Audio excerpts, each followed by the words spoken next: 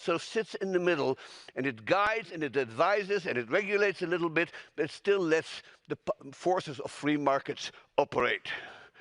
And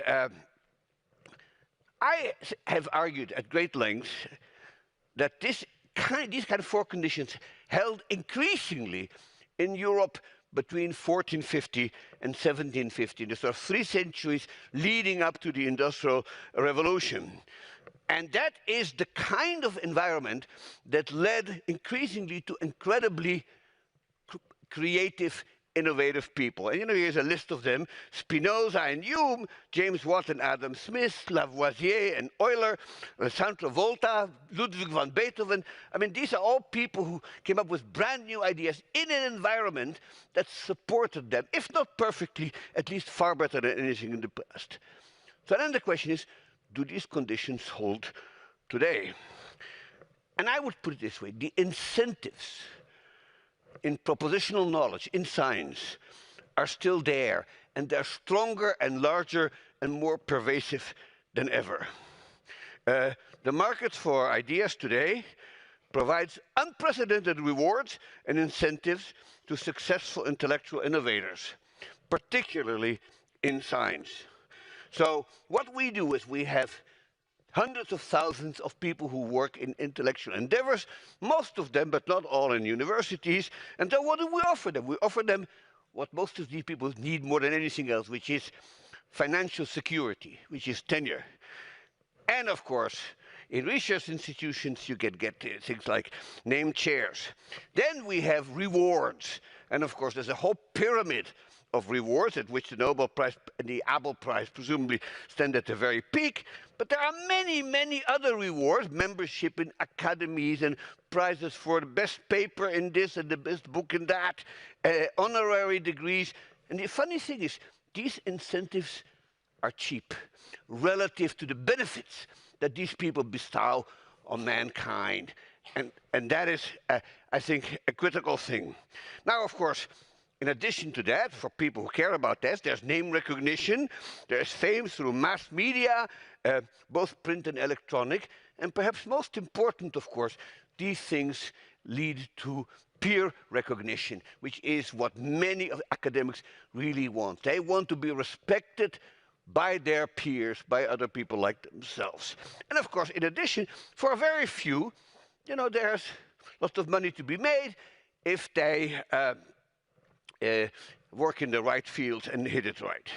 Now, some of these incentives are already noticeable in about 1500.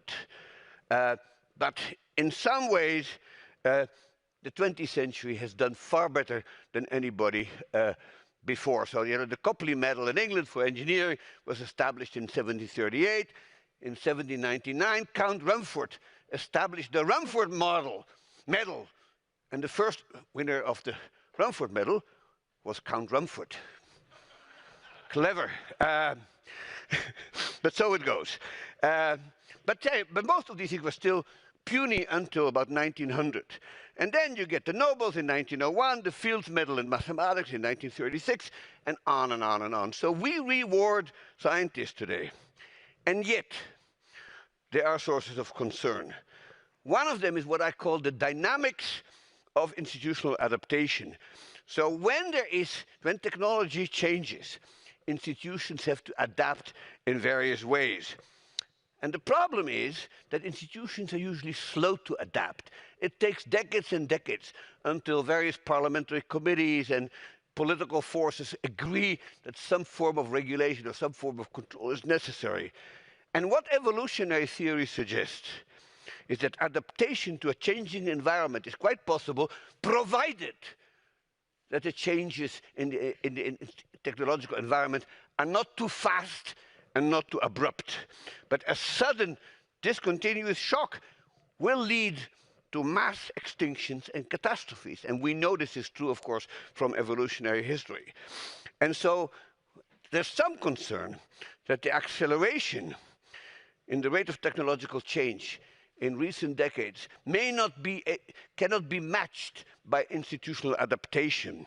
And what's more, the acceleration in the rate of acceleration, which is implied by the last 10 years' advances, in AI and similar fields. So, you can sort of think about where this is going to be a problem. A certain technological invention have led to political polarization through social media, for instance. This is something we haven't fully solved, and it's not clear that we will be able to.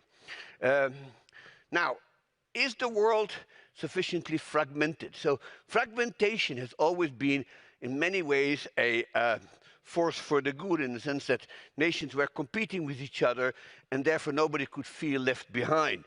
And that, it was true for Europe in the 17th and 18th century, and it's still true for the world.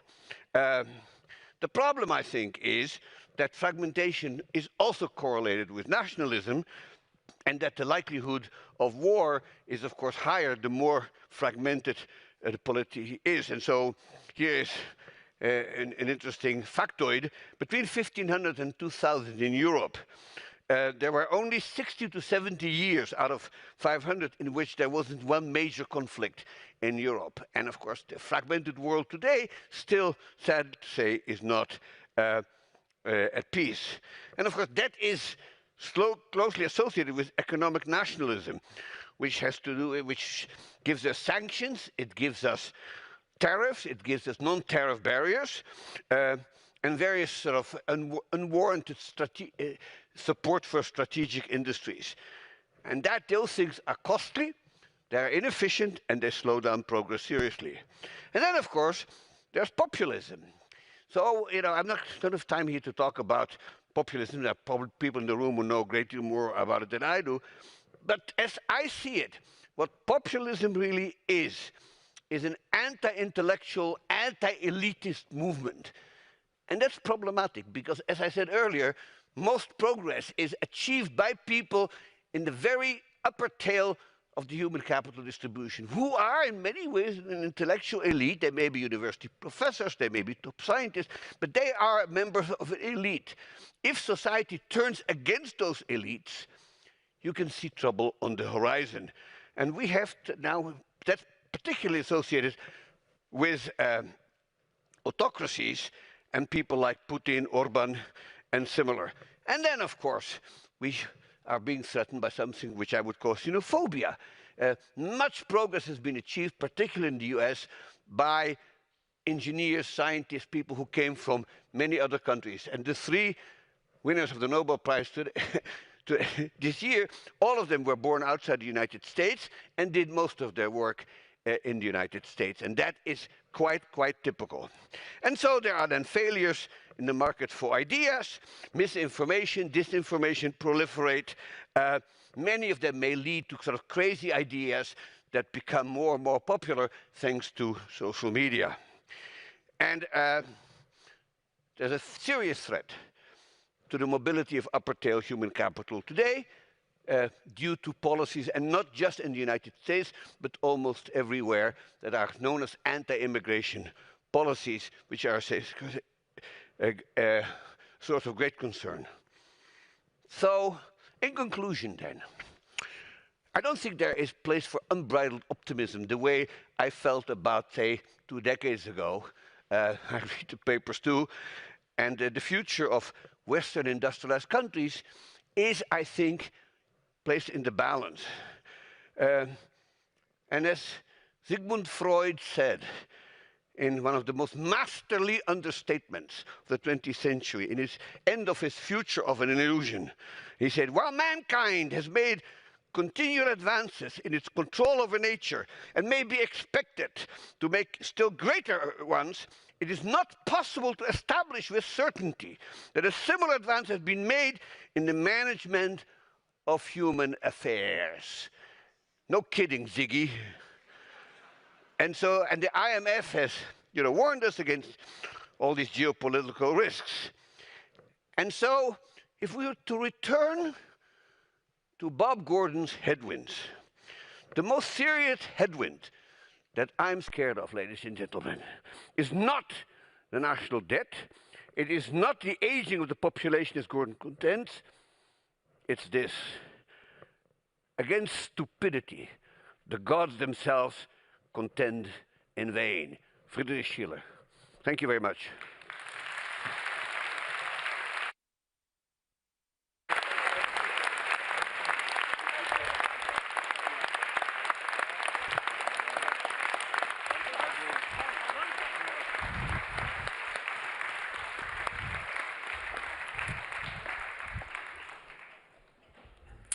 Wow. Thank you so much for that. And this brings us to our next speaker, Philippe Aghion, who was born in 1956 in Paris, France, did his PhD in 1987 in Harvard, United States. He's currently a professor at Collège de France and INSEAD in Paris, France, and at the London School of Economics and Political Science in the UK. Now, Philippe Aghion met Peter Howitt by chance at MIT in 1987, where they had neighboring offices.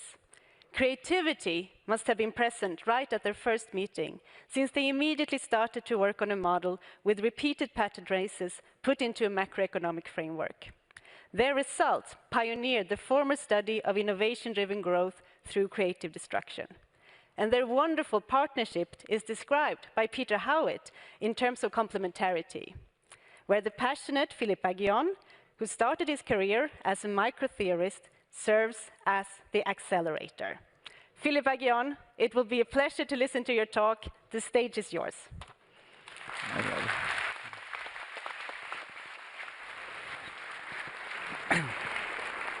Thank you so much.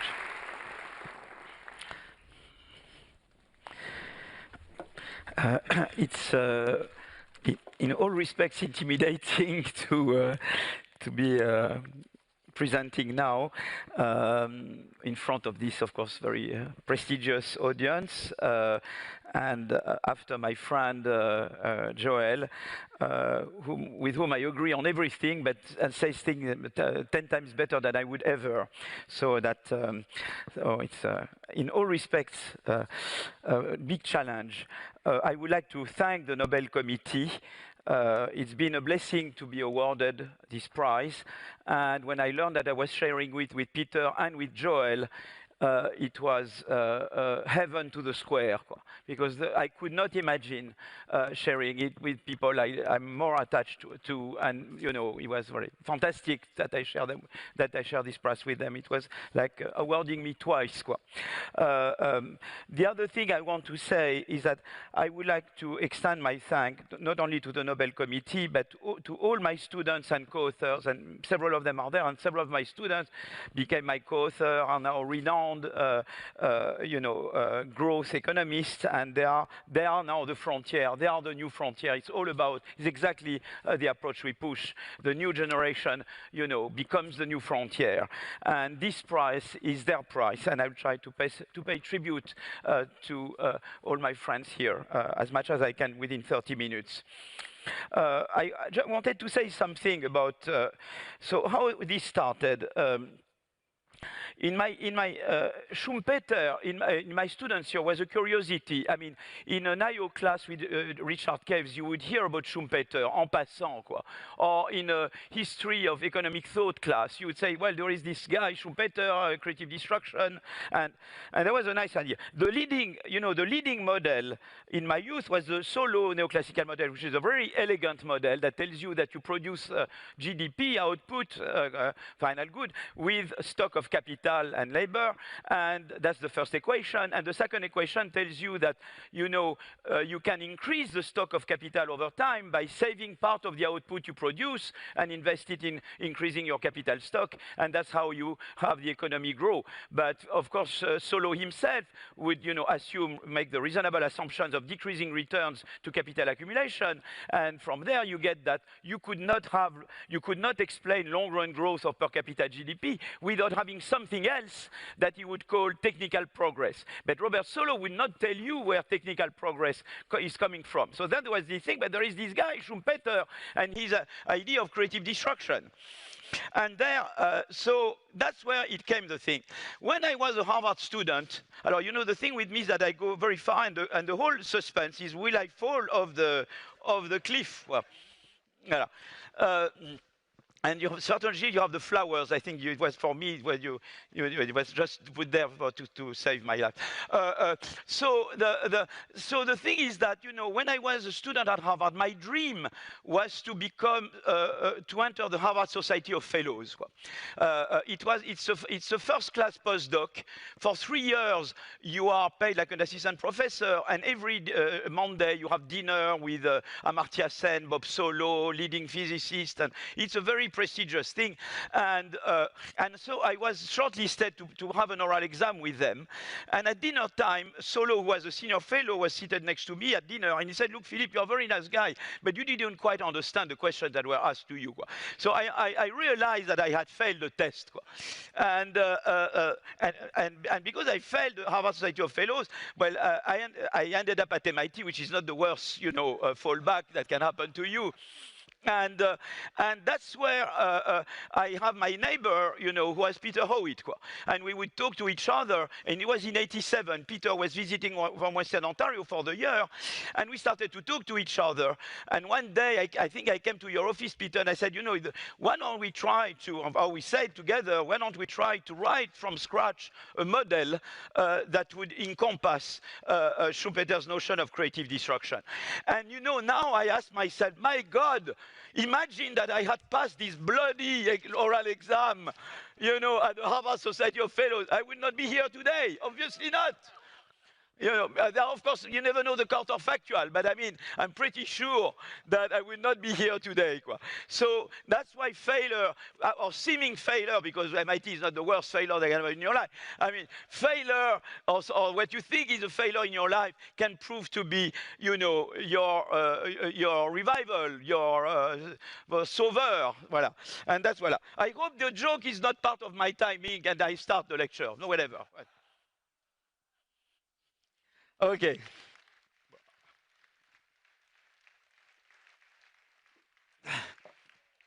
Okay. So, so here is a picture of young Schumpeter, who used to say he was good at 2 of 3 things, being a good lover, a good horse rider, and a good economist. And he said one of the 3 was not good. I won't go into this. And I won't tell you how Schumpeterian I am or not. Voilà. In that respect. Okay. So creative destruction is the process whereby new innovations displace old technologies. New innovations make old technologies obsolete. And as I told you, here is Peter. We will recognize him. And with Peter, we decided to write from scratch a growth model that would encompass 3 main ideas. And in fact, it intersects very much with what Joel talked about. The first idea is that long-run growth is driven by a cumulative process of innovation where each innovator builds upon previous innovations. The second idea is that innovations do not come from heaven. They result from entrepreneurial activities motivated by the prospects of innovation rents. When you innovate, you find, a better way to produce or new product, and that gives you rents for a while until you are superseded by subsequent innovations. And the third idea is creative destruction. New innovation displace old technologies, make them obsolete. And of course, what's interesting with this paradigm is that at the heart of the paradigm, there is a contradiction. On the one hand, you need monopoly rents, innovation rents, to motivate innovation activity. But on the other hand, yesterday's innovators are tempted to use their rents to prevent subsequent innovation because they don't want themselves to be subject to creative destruction. And regulating a market economy, it's a lot about how to manage this contradiction. And we will talk about secular stagnation, we will talk about middle income trap, whatever we talk about, you come across this contradiction that you have to manage. Okay, so that's the thing. You see, it's a lot, about all the time you have new talents, you have to let them grow, but of course you have to make sure that once they've grown, they will not prevent subsequent talents from coming and growing. And how you make that happen? Okay, so I will just argue it since we were awarded for a model. I should show at least a few equations, because otherwise you feel I'm a complete crook. So really, in a nutshell, the Aghion-Howitt model goes, oops, alors no, that's not good. That's right. Alors, in a nutshell, what you have is that you have a finite good, which is produced with capital Y, produced with some intermediate input, which is small y, okay? And A that you have here is the quality of that means the productivity of the intermediate input currently used in the production of the final output, okay? The intermediate input itself, the small y, is produced with labor, and for simplicity, let's assume it's 1 for 1. 1 unit of labor gives 1 unit of intermediate inputs, therefore small y would denote both the amount of intermediate input, but also the amount of labor used in manufacturing the intermediate input.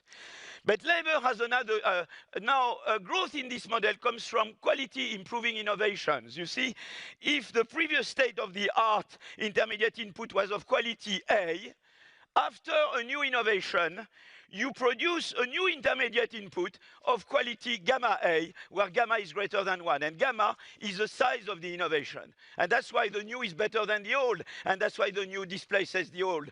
That's the cube, you know, of the beautiful poster that we saw. Okay? So now, finally, I told you that you produce with labor intermediate input, but there is another use to labor, is to produce innovation. We assume a Poisson process, that's a bit like technical, but I will just say if you use Z units of labor currently in R&D, then a new innovation will arrive during the current unit of time at rate lambda Z, where lambda is the productivity of research. So you have two uses of labor, to produce small y, 1 for 1, and to produce innovation, okay? So now the model revolves around two equations, because we said Solow had two equations. We need two equations. If we have three, we fail, okay? So if you want to pass the parsimony test, two equations. The first equation is a labor market clearing equation, stating that labor supply is fully absorbed between manufacturing labor small y and research labor small z. That's the labor market clearing. There is no unemployment here. Second equation, it's an arbitrage, it's a research arbitrage equation stating that in equilibrium, individuals are indifferent between either producing manufacturing and getting a wage, or working in R&D to produce a new innovation. And together, these two equations lead you to miraculously an equilibrium amount of R&D that will depend on all the parameters of the model. The productivity of research, the higher the productivity of research, the more R&D you will have in equilibrium. The higher the size of innovation, the higher the R&D in equilibrium. And once you have the Z, the growth rate is simply lambda Z, that's the frequency, times the log of the size. And the day we got this, I told Peter, we have it. Didn't I? This day, it looks very stupid, but I said, Peter, we are on to something. My God, this is a beauty. We decompose the Solow residual. We have what was there. So I'm always being very excited, and Peter has always been moderating me. I think I was jumping around. People were complaining at MIT because I was too French and too loud. Yeah. Okay, so that was, I think this has been, I think, the most exciting day in my life. Voilà, the lambda Z log of gamma. I said, whoa, God. Bon, okay. So what this tells you is that growth is positively correlated first with the turnover rate and with the quality of innovation gamma. And that tells you about US versus Europe. US has a higher rate of innovation than Europe, but you could also say that US has a higher rate of turnover. There is more job creation, job destruction in the US than in Europe. There is more firm creation and firm destruction in the US than Europe. That means that there is a higher lambda Z in US than in Europe. But in addition, US, they do breakthrough innovation, higher gamma. In Europe, we are incremental mid-tech. They are breakthrough high-tech. They have a higher gamma, and that's why US is growing faster than Europe. And the model directly speaks to that. Voilà. Okay, so let me entertain two main extensions of the model. Well, I'm here. So just some water. So the first extension is that what I call the step-by-step innovation. One counterfactual prediction of the Aghion-Howitt model is that when I have the Z there, the alpha, which is a measure of competition, a bigger competition would always give you less R&D, because innovation in the basic Aghion-Howitt model is always done by outsiders. They go from zero, if they don't innovate, to a value. And anything that would reduce this value, like more competition, would therefore reduce their incentive to innovate, and therefore would reduce the rate of growth. So the model had a counterfactual. Competition is bad for growth. But there had been work done by, John with Blondel or Nickel on microdata from UK in particular, saying that if you had any correlation between competition and productivity growth, it should be a positive one. You tend to have more productivity growth when you have more competition. So you had to reconcile that. And so, so let me just go there. So in fact, the thing is that what we did, why did we have this counterfactual? Because in our model, it's only outsiders that would innovate. It's always people from outside. Currently, Joel is the current innovator. I come from outside, I leapfrog Joel, I oust Joel, and I become the new producer. And I go from 0 to the value of the next innovation. And competition reduces that value and therefore reduces. But in fact, in practice, that's not the way it works. You have always in any sector of the economy, leaders and laggards. And it's not that the laggards leapfrog right away the leaders. They have to catch up step by step. And I need many steps to catch up with Joel before I can become a leader. So me, I will innovate to catch up with Joel. But Joel may want to innovate to increase the gap between him and I, to make it harder for me to catch up with him. Okay, I always have this, parabola. Okay, so let me drink more water. I get very dehydrated very quickly. You are a classroom. You are all equally good. Suppose there is a top of the class and the bottom of the class. And suppose I open the door, voila, exactly. And I let a very good element into the room. What will happen? The top of the class will work harder to remain the top of the class. But the bottom of the class, which is already discouraged, will be even more discouraged when I let this good element in. It's the same for firms. The blue line are firms that are close to the technological frontier in their sector. They react positively to more competition by innovating more and growing more. Those are the frontier firms. They innovate to escape competition. But those who are way below, which are the orange firms, they are already discouraged. When I let a good element into the room, they will be even more discouraged and they will do less. And so competition has very different effect on innovation by leaders and laggards. And if you look at the overall effect of competition on aggregate growth, it's an inverted U. And I'm sure that Peter will have things to say on the inverted U. But another thing which is also interesting, the more developed an economy is, the more blue firms you have compared to orange firms.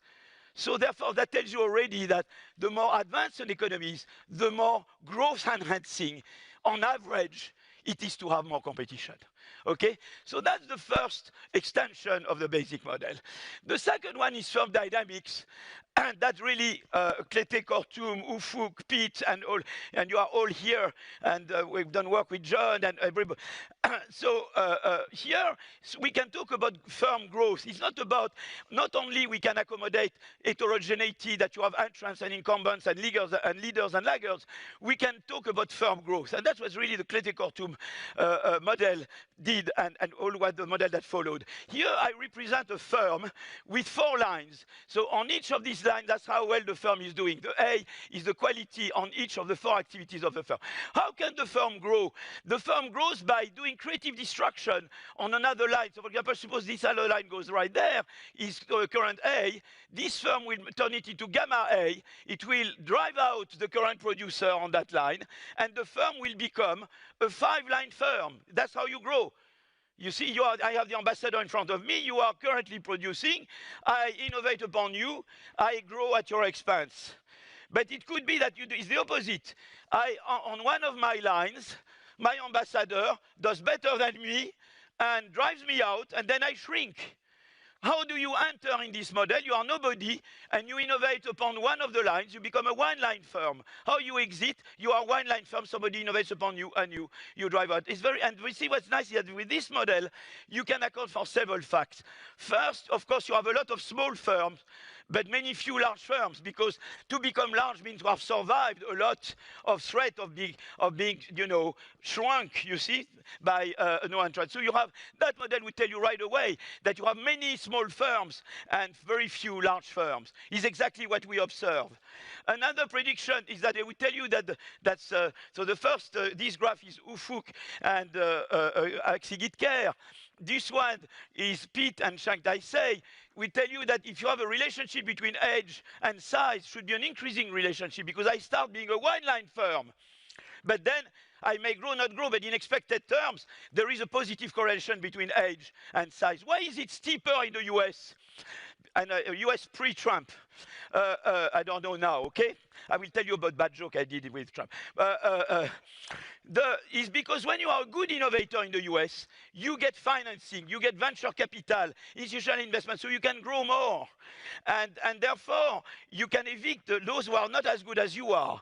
So those who remain and survive are also better. So not only is because you get more financing, but it's because of that, those who survive are intrinsically better. And that's why you have this tip. It's much less true in India or in France, you know. You run in law, you stop, okay, or whatever. But France is more like here. But and that's the second fact. And the other thing is that the exit rate is higher for firms or young firms than large firms. Why? Because when you are a one-line firm, it takes one creative destruction for you to be evicted. When you are a 2 or 3 size firm, it takes 2 or 3 creative destruction to be evicted. That's why the rate of exit is larger for young and small, and that's exactly what you observe. So you can see this model tells you firm dynamics, heterogeneity. You can really confront the model with microdata. And that's what became very exciting, is the dialogue between theory and empirics, the back and forth continuously between data and the model. And that's the exciting part of this adventure, okay? So how long do I have? 1 minute? 10? But minus the jokes. The jokes were 5 minutes. You count the jokes, huh? Yeah, let's make a deal. Now I get water, and I have more time. Yeah.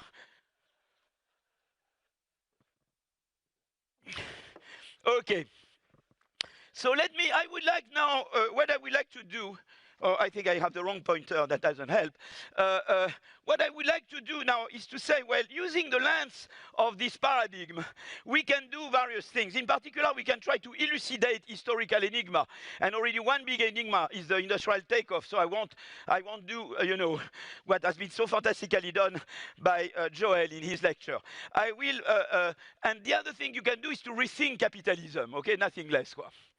So there are 2 enigmas I would like to talk about. One is secular stagnation, okay? And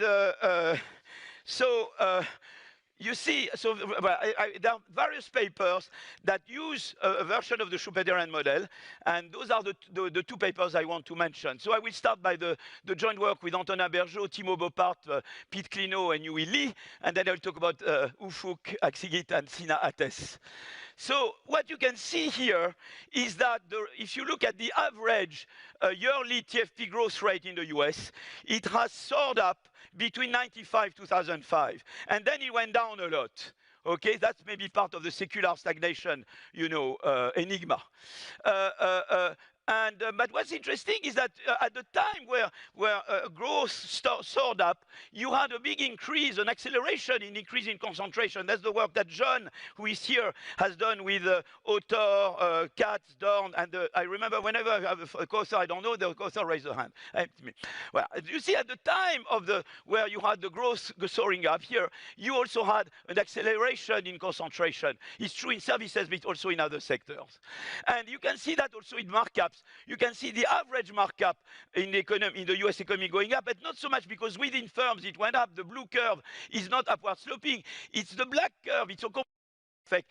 Those superstar firms, Google, Microsoft, Amazon, those firms were high markup firms. And through merger and acquisition and all kind of things, they became tentacular. And those were the high markup firms. And that's why the average markup went up. It's a composition effect, okay? And in fact, you see, what's interesting is that those are these large firms that had the increase in establishment, the rising establishments. Instead of being the small firm that increased most the number of establishments, it was these large firms that expanded the most. And that's why the red curve shows is the firm with more than 10,000 employees that expanded more than the other firms, okay?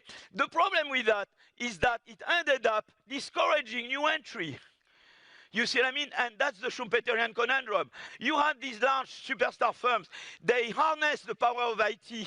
Okay, they knew how to use IT better than others. They grew large. They initially pushed the growth process.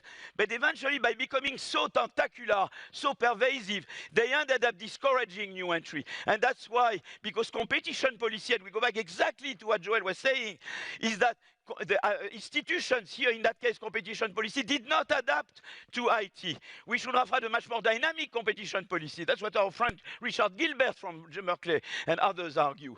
Okay, that's the problem we had.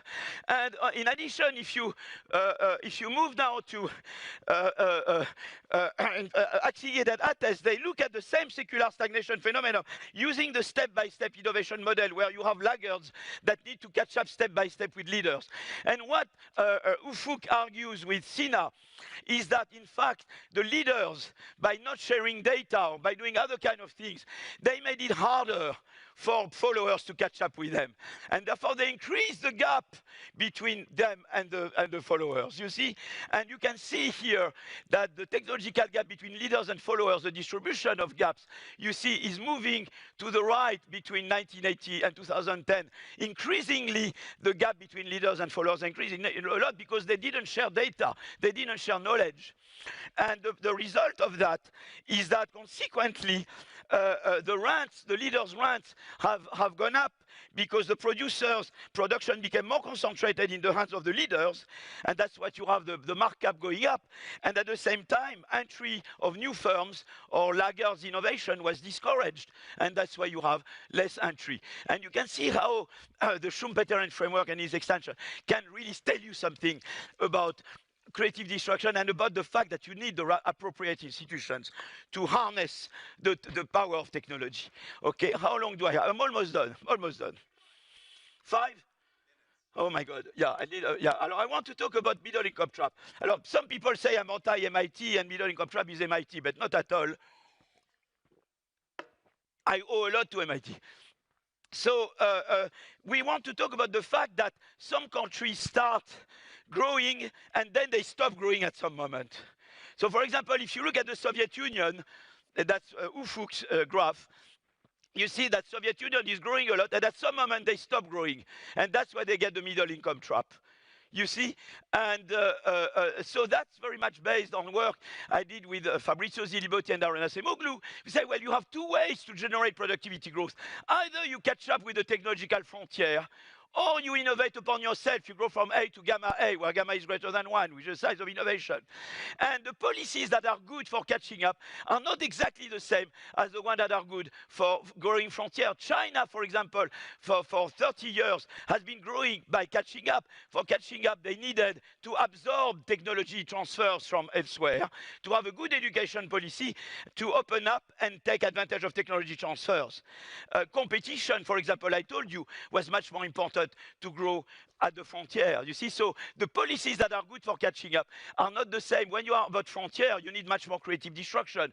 You need much more, liberalized market for products and labor. You need venture capital. You need institutional investor. You need Draghi. You need all what Draghi is talking about, okay? And so here is the case of Korea. And you see that Korea was growing very fast after the Korean War. After South Korea, I'm talking about. But then the growth rate went down.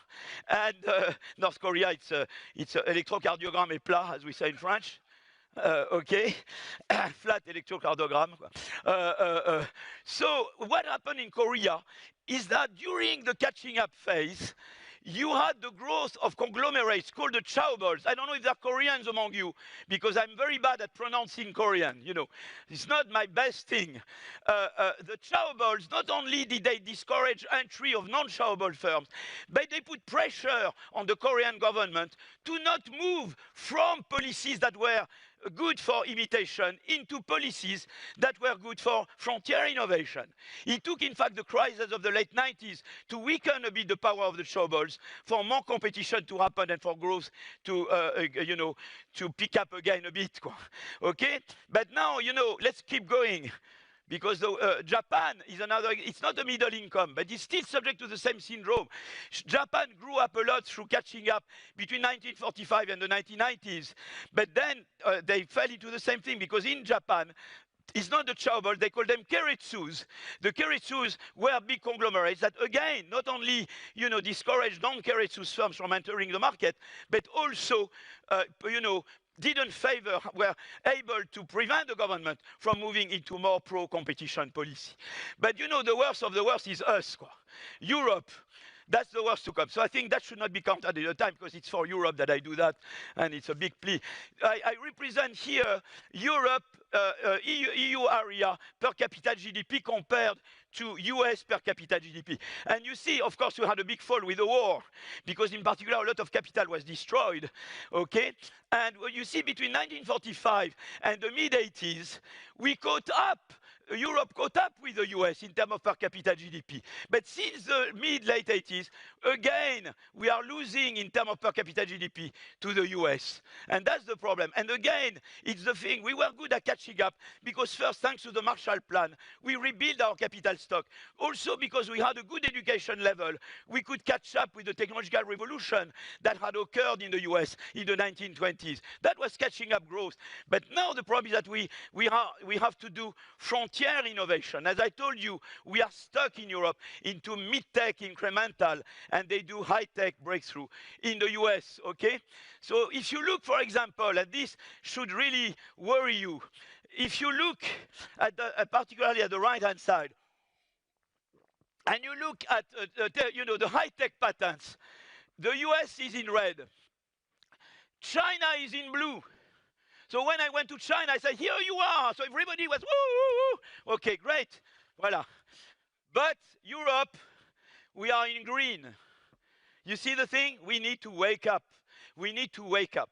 And we need the Draghi. What Draghi says, we need a truly single market for goods and services. We need to have, you know, a proper financial ecosystem of innovation with venture capital and institutional investors. In that respect, Sweden is ahead of everybody with respect to, because a fraction of your tax, as far as I know, is used to feed pension funds. That's what's in the Draghi report. Tell me if I am wrong there. But you found a way to develop institutional investors, but we are well behind the rest of Europe. And we need DARPA. We don't have the equivalent of the Defense Advanced Project Agency, which is a pro-competition way to do industrial policy.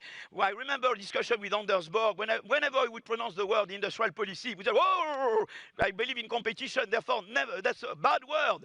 As if I had said, you know, whatever, I don't say anything. So, and now people are warming up to the idea the US is doing it, China is doing it. They try to reconcile competition policy and industrial policy. We need to do it in Europe, because otherwise, you know, we are declining. Okay, and that's the front page of the World Development Report that Ufuk and Germith built. Was very much, you know, the did on middle income trap and creative destruction. And this middle income trap is, I think, is a very, you know, powerful idea. So let me end up with rethinking capitalism, and then I'm done. Okay. So, US does poorly on inequality and social protection. I mean, I don't want to be sick in the US, quoi. Unless I'm wealthy, quoi. Okay, and but Europe does poorly on innovation. If you look, for example, I'm stopped. Is it cool? Where am I here? Now it's good. Yeah. If you look at Gini index, which is a global measure of inequality, you see that it's higher in the US than in Germany, France, and the Scandinavian countries. If you look at poverty rate, it's higher in the US, France, and than the Scandinavian countries.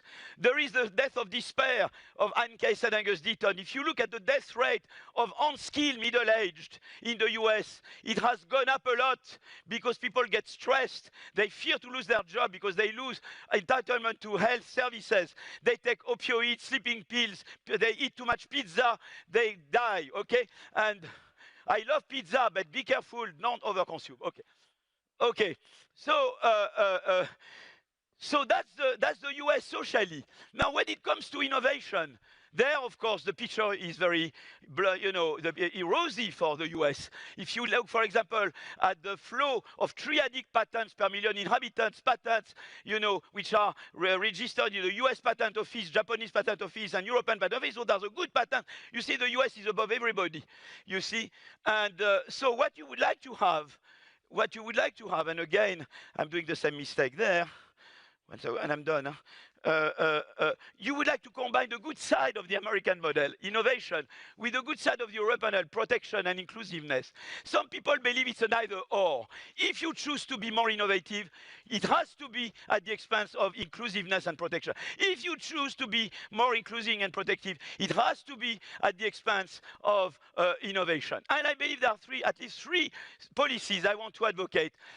Flex security, education and competition that can make you both more innovative and more inclusive. You can get on both, you can win. Let me just say very briefly why.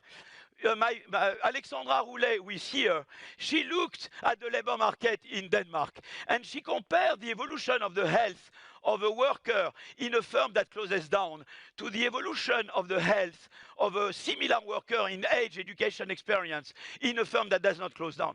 No effect of losing your job in Denmark compared to the control group on purchase of antidepressants, anti-anxiety, sleeping pills. No effect. And again, I do the same mistake because I press always the wrong. No effect on the probability to have a heart attack, and no effect on mortality. They found this flex security system. It's a way to make creative destruction work better and to protect. What is it? In Denmark, when you lose your job for 2 years, you get a very high fraction of your salary. The state retrains you and helps you find a new job. I believe in this system. I think we should all emulate. I think Sweden, you're maybe close to it. France, we are very far from it. And I advocate flex security. Particularly with AI, there will be job creation and job destruction. You need flex security to make people accept socially the AI revolution. So that makes it will boost the innovativeness because it will make creative destruction work better, and it will also not be at the expense of protection. The second thing is education. Here I'm looking at the probability of inventing as a function of the parental income.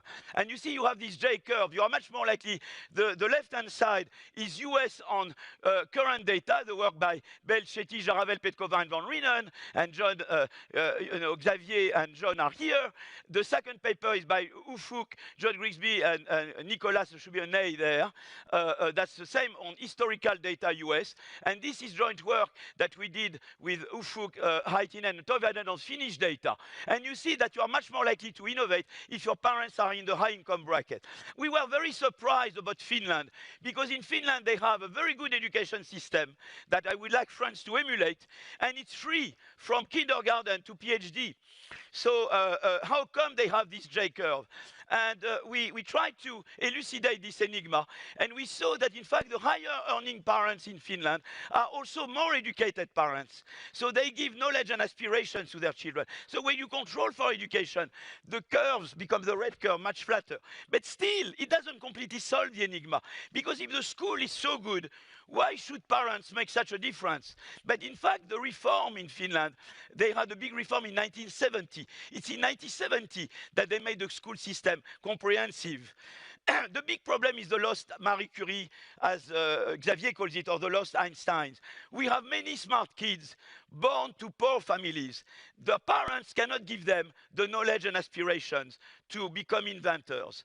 And if you improve the schooling system, you will make more innovators and more inclusiveness. And that's what they did in Finland. You can see that we compare here the probability of inventing of a child in Finland that goes to school after the reform of 1970 versus you know, those who went to school before.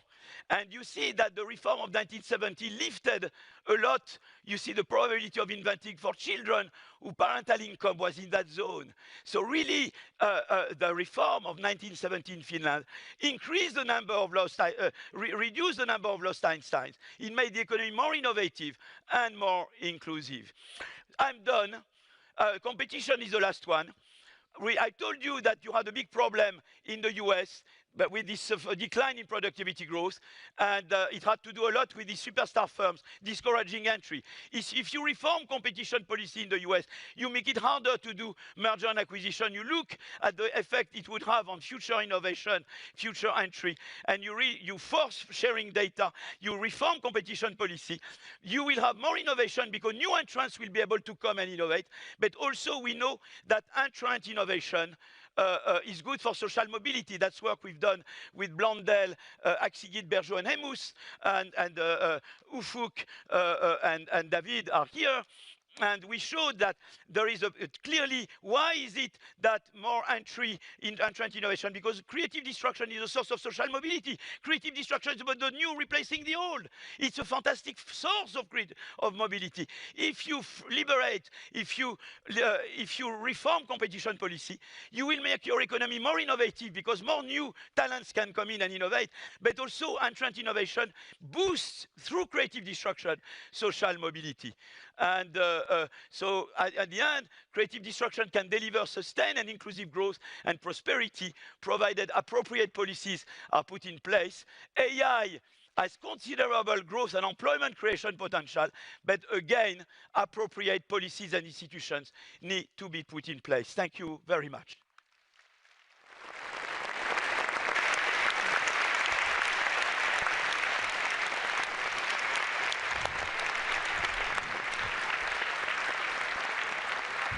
So much. It was fantastic. Thank you. Thank you so much, Philippe Aghion. I think we're all warmed up now and ready to take on the final talk by Peter Howitt. So Peter Howitt, he was born in 1946 in Toronto in Canada. He got his PhD from 1973 at Northwestern University in the United States. He's currently a professor at Brown University in the United States. And Peter Howitt, he's the other half of the dynamic duo that created the theory of sustained growth through creative destruction. In terms of complementarity, he is the macroeconomist who brought the general equilibrium perspective into their model. He is widely regarded by his colleagues as kind, supportive, and wise, and is affectionately described by Philippe Aghion as his best friend. Please come up to the stage, Peter Howitt. Thank you. Okay.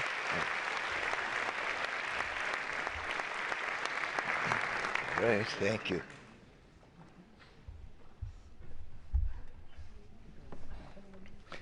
Thank you.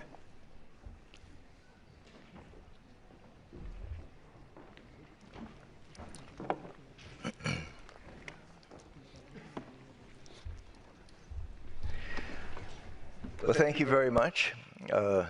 I would also like to begin by thanking the Royal Swedish Academy of Science and the Nobel Economics Committee for this amazing honor. It is, of course, the dream of a lifetime to be standing here, and I will be eternally grateful. I'd also like to thank my whole family for being so supportive of my work over the years, and especially my wife, Pat. Part of her support, of course, is supporting me, but it goes way beyond that. She and Philippe teamed up to keep me working on growth theory long after I would have continued. I arrived at MIT that fateful year, and Philippe was disappointed to have arrived there. I was quite happy to arrive there, but I wasn't looking to work on growth theory. I was going to be doing some search theory and some theory of unemployment and something totally different. So it's just by chance that I got there. But I've always been the sort of economist that likes to just follow their nose. When something interests me, I start wandering away from whatever it was I used to be doing. And when I started talking with Philippe, I thought, well, that sounds pretty interesting. So I started wandering away from growth theory, from unemployment theory and search theory. And it was a tremendous collaboration. We knew at first that right away that we had something big on our hands, and we kept working on it. But over the years, as the years passed, I started finding other things that I got interested in too, and I started spending less time working with Philippe and more time doing other things. But whenever that would happen, Pat would get these phone calls from Philippe saying, Pat, tell Peter that what he's trying to do now isn't nearly as important as what he was doing. You know, he's like someone who thinks he's good at writing poetry, and that's what he wants to do, but what he's really good at is writing detective novels, and that's what he does with me, so bring him back. So, and Pat was smart enough to realize that, yes, Philippe is right, and so it's as much because of her as it is Philippe that I continued to do what I'm sure is the best work of my life. And thank you, both of you. A lot of what I'm going to be saying today is now familiar to you because you've heard a lot of it from Philippe. But I hope you don't mind a little bit of repetition, perhaps in a quieter voice. I don't know. It might help. When we began our work on innovation-based growth theory through creative destruction, it was almost 40 years ago now. And the state of the art in growth theory was, of course, embodied in the solo model that Philippe described. And there was nothing wrong with that model, except that it was seriously incomplete. You could use it to show how, because of diminishing returns, the economic growth could not be sustained without technological progress, continued technological progress.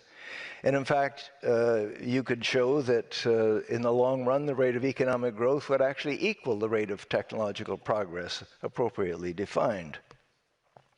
But it took the rate of technological progress as given, as something that was just not affected by anything going on in the economic system or anything motivated by economic objectives. And moreover, it was assumed that the technological progress sort of fell like manna from heaven on everyone below and benefited everyone more or less equally. All wages would go up at the same rate as a result of technological progress, and all businesses would become more productive at that rate. And of course, we know that neither of those is true. Technological progress comes to a large extent from innovations made by profit-seeking business firms. Businesses innovate in order to earn what we would call monopoly rents. They innovate in order to be able to produce goods that their rivals can't match. They innovate in order to produce goods at a lower cost than their rivals can do. And in both of those cases, what they're able to do is to charge prices above the cost of production and earn a supernormal profit without being profitably undercut by their rivals. So this is very much an economic motivation. And we also know, of course, that the gains don't fall uniformly on everyone. There are losses as well as gains. And that comes straight from the process that we talked about, the innovation process that I just described. Those who succeed in making innovations and being able to outdo their opponents gain profits. They hire workers to produce. Their workers get higher wages. But those who fail to innovate get displaced. They lose business. They lose profits. People who worked for them lose. And in general, that's, of course, Schumpeter's process of creative destruction. And that creative destruction is something that is shared by anyone whose economic fortunes are tied to technologies that are rendered obsolete by the new technologies that are driving economic growth. And creative destruction generates a conflict that's really at the heart of the growth process. The conflict between old technology, those who gain from the new technologies, and those who lose because their fortunes are tied to older technologies. It's at the heart of the growth process because whether or not and how fast a country can grow will depend very much on how that conflict is resolved. Will those who gain from this creative destruction succeed and be allowed to implement their new technologies and so on? Or will those who would potentially lose manage to block the new innovations? You know, there are a lot of things that influence that process. Now, you might wonder why it is that these ideas of Schumpeter, of creative destruction, that were enunciated in his 1942 book on capitalism, socialism, and democracy, still hadn't been incorporated into the mainstream of economic growth theory in 1987 when Philippe and I met. And it's a good question. I think there are a number of aspects to it, but I think that the main reason is that this process of competitive innovation and creative destruction involves some fairly complicated strategic conditions that had to be worked out in order to create a coherent mathematical model. And you imagine a market where some product is being produced and everyone knows that it's capable of being improved, not just once or twice, but any number of times. Someone might undertake to create the next generation of that product and earn some monopoly rents from it. But there'll be other people racing to do the same thing. And so how much you spend on hiring people to do research, to try to speed up the arrival of this new invention, to get it for yourself, will depend to some extent on how much other firms are racing to get to the same goal. The faster they race, the faster you might want to race. Or if they're very good, you might give up. It's a strategic situation where how much you're investing in it depends upon how much others are investing. How much they're investing will depend upon how much you are investing. And to figure out what's going to happen, you need to find some kind of a Nash equilibrium or something, where everyone's doing what they find most profitable given what the others are doing. And to make it more complicated, they've got to realize that if they succeed, if one firm succeeds in discovering generation X of the product, there are going to be other firms striving to come up with generation X plus 1 that will displace generation X. And the more you expect them to be spending on innovation, the faster they're going to do it, the shorter will be the duration of your profits that you'll get from having invented generation X, and the less the payoff will be to you. And so you have to take that into account. And you have to sort of put yourself in their position to figure out, well, they're going to be doing something like what we're doing, but that means that they have to consider what will be happening to people trying to come up with generation X plus 2, and so on and so forth. So it's a bit of a tricky situation. It's not impossible. It requires the use of some game theory. And back in those days, game theory was making tremendous advances, but largely in microeconomics. It was slow to come to macroeconomics. It was coming into some discussions of monetary policy and fiscal policy, but not into growth theory. Well, fortunately, where we met at MIT was also the home then to Jean Tirole, who was a master at using game theory in industrial organization theory. And he was, at the time, just putting the finishing touches on his magnificent book called The Theory of Industrial Organization, which had a whole chapter devoted to patent races, the sort of thing that we were talking about, but trying to put it into a macroeconomic model, which was a somewhat more difficult thing because there are just so many more moving parts in a general equilibrium system than in the system of an individual market.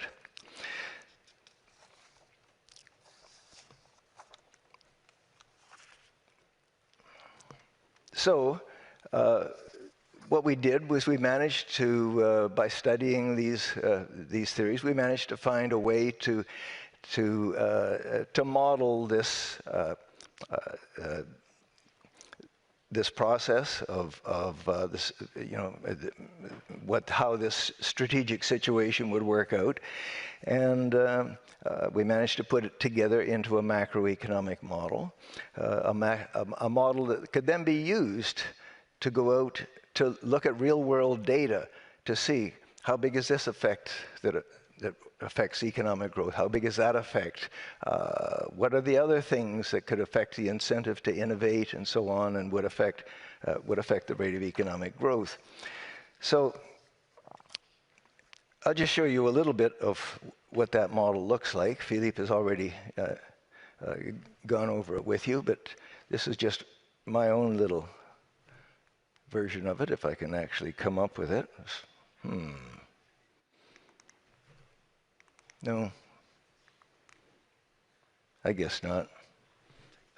Just oh, I have the wrong clicker. All right, okay. There we are. There are two key variables here. One of them is the frequency of innovations. Actually, my notation, we didn't coordinate enough here. My notation's a little different than Philippe's.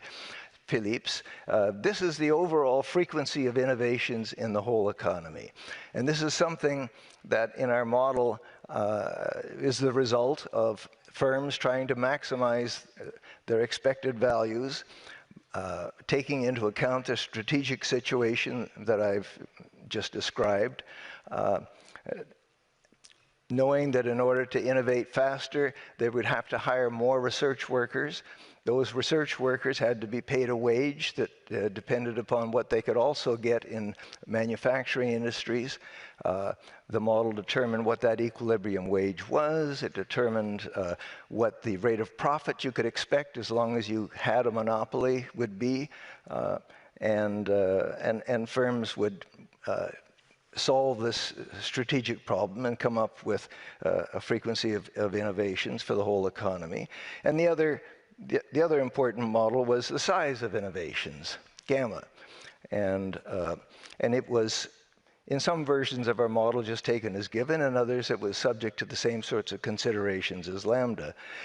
And the only equation I'm going to show you is a very simple one here, which is that the rate of economic growth in the long run in this model was just the product of lambda, the frequency of innovations, and the log of gamma, which is a measure of the size of innovations.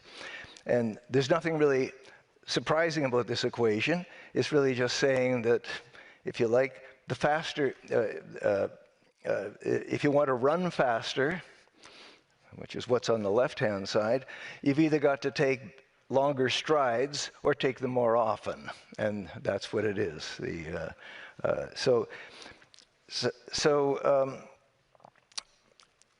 It was a simple model, but it provided a template that we could use to relax various simplifying assumptions, introduce new real-world complications, to address a whole variety of issues. And over the years, we managed to use it to address how economic growth affects and is affected by, in turn, international trade, competition policy, education, the environment, population health, political economy, government fiscal policy, economic inequality, the patent system, and a lot of other things that many of which Philippe has already talked about. So I'd like to talk about a couple of those areas of application.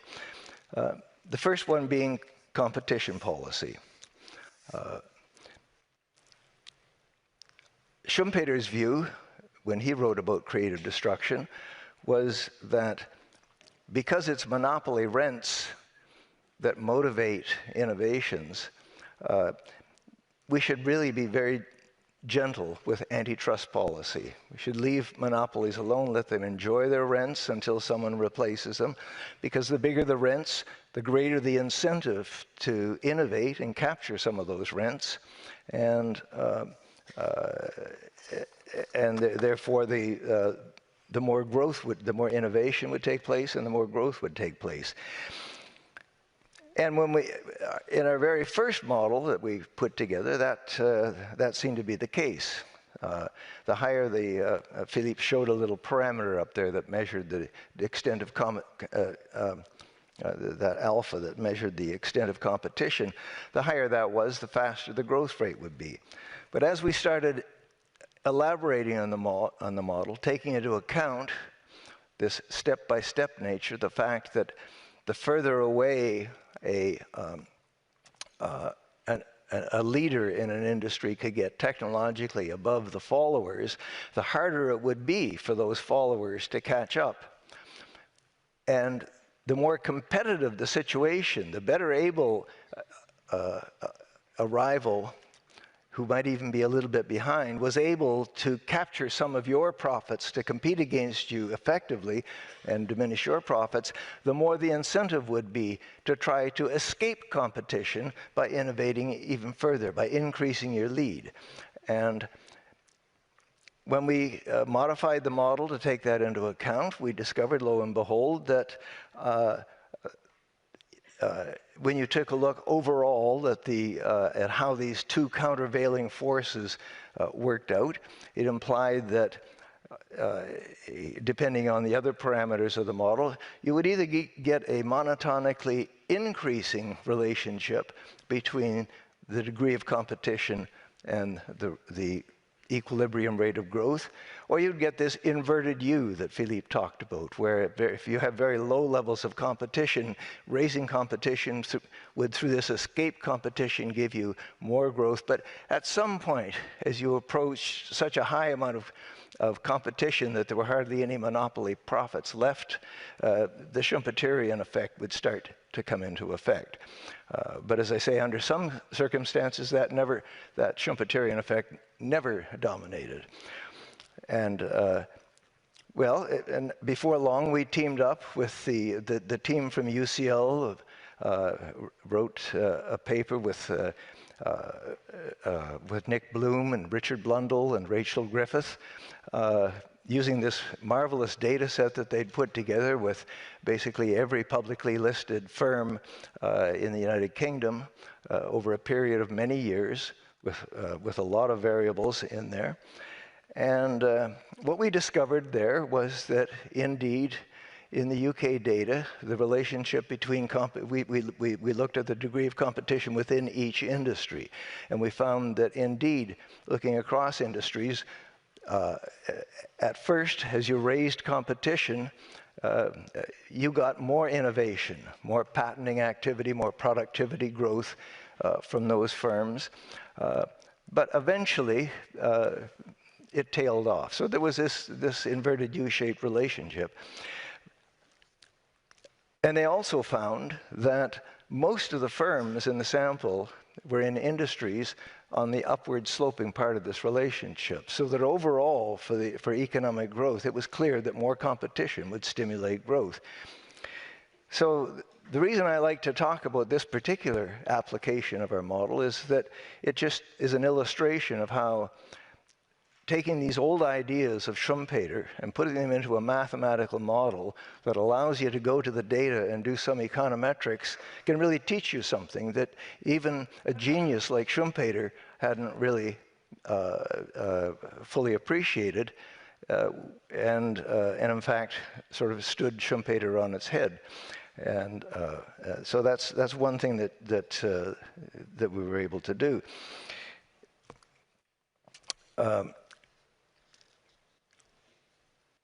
This finding of an inverted U has been discovered in many other countries, by the way, and not just in UK data. And in countries where it hasn't been found, what people tend to find for the most part is that there's just this strictly positive relationship between competition and innovation. So I think that's something that I'm proudest of having started the theoretical literature on this. It's also true, of course, and Philippe has mentioned some of this, that there's a lot of evidence that that when you allow monopoly power to grow unchecked, that firms that have this power use it not just to continue innovating, but to try to suppress innovations by people that might make them the victims of creative destruction.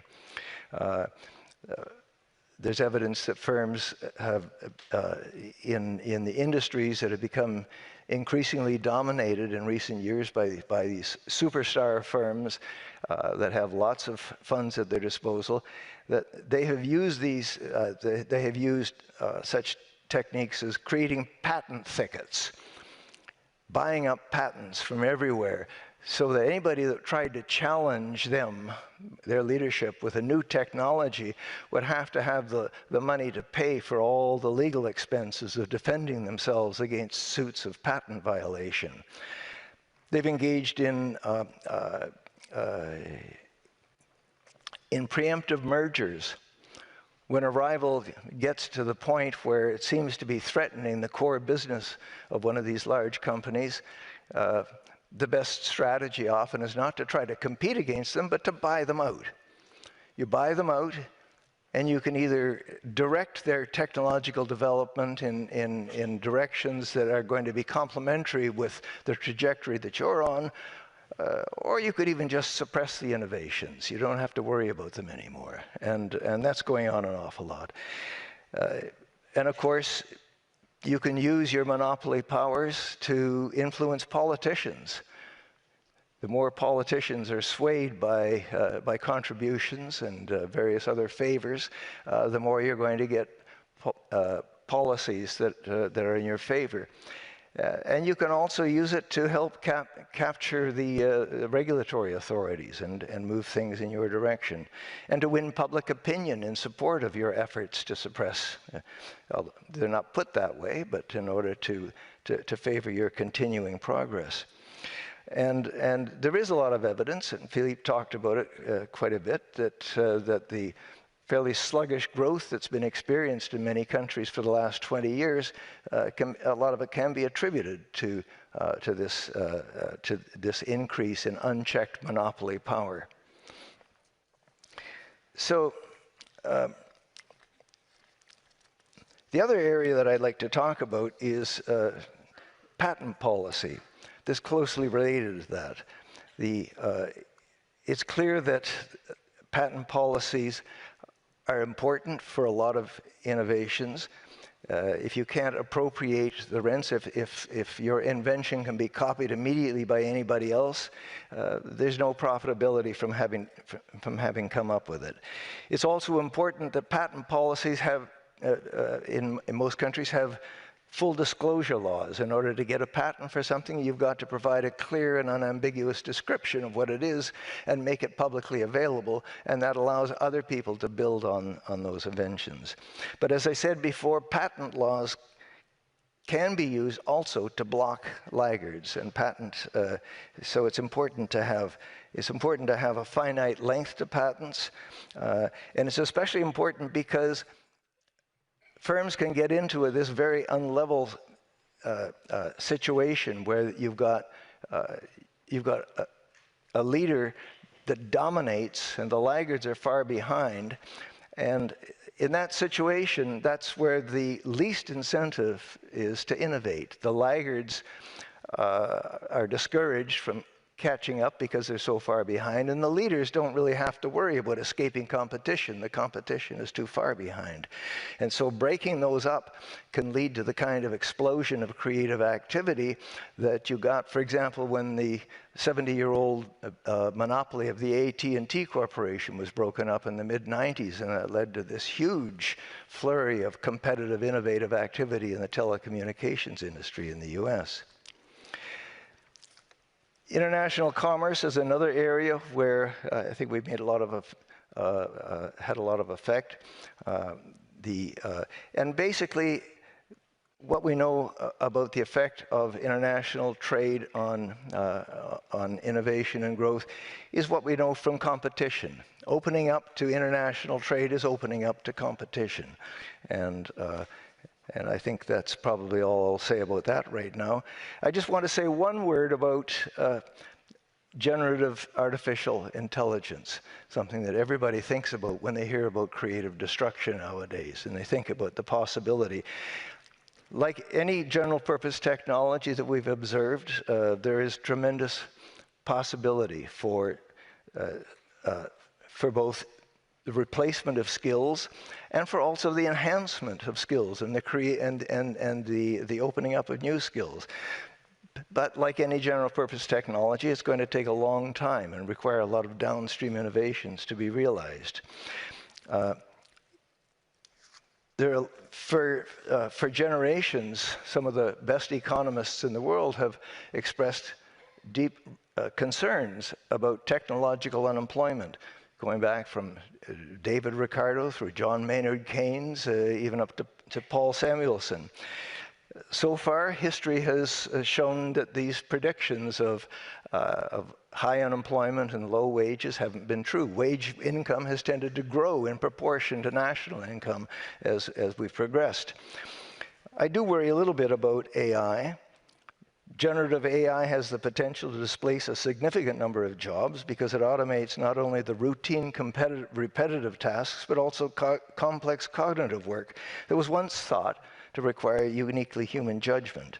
As models become capable of producing high-quality text, images, software code, and analytical outputs, entire segments of knowledge-based occupations, from customer support to administrative roles to journalism, marketing, and parts of the legal and financial system, face the substantial risk of restructuring or outright redundancy. You've probably guessed, because Joel's already done that. That was written by ChatGPT, not by me. Okay? I thought it was, I didn't change a word. I asked it to write a paragraph on the job-destroying potential of generative artificial intelligence. I think it's pretty good for a first draft, written in about 5 seconds by a 3-year-old who's growing up very rapidly into something that, well, we don't know. And so the future is worrisome. We don't have a lot of historical evidence about these really disruptive, revolutionary general-purpose technologies. People that count the Kondratiev cycles or techno-economic paradigm shifts, different scholars call them different things, will claim that, well, there have been about 5 of them, and this is the 6th one. Well, that's just too small a sample to know what's going on. So we have, I tend to believe that the lessons of economic history will persist, even though I know that we're dealing with a very small sample, and we're dealing with something that looks unique in many ways, but only time will tell. So far, so good. Thank you.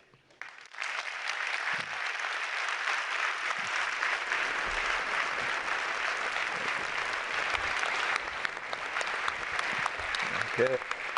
Thank you so much. You stay on the stage. We're all the laureates come to the stage.